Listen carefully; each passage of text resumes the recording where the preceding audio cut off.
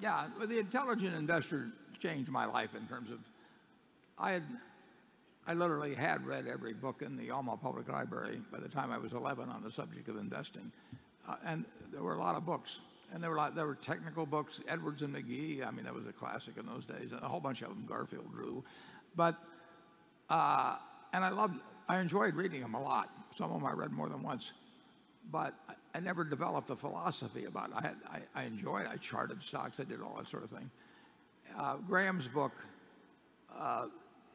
gave me a philosophy, a bedrock philosophy on investing that made sense. I mean, he taught me how to think about a stock. He taught me how to think about the stock market. And he taught me that the market was there not to instruct me, but to serve me. And he used that famous Mr. Market example.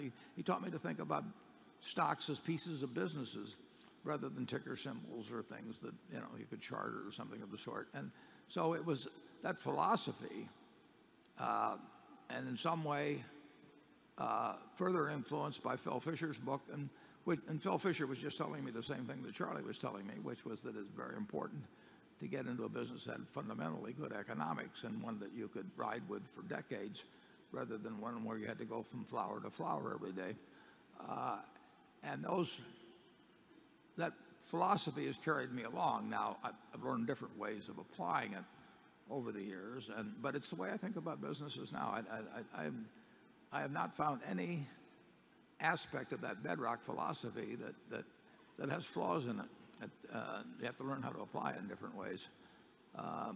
So those are the books that influenced me. And of course, in other arenas, Charlie's probably read more biography than anybody that I know of.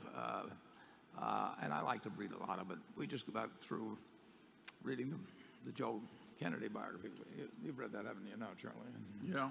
I'm not sure you want to emulate everything he did, but it's still interesting reading.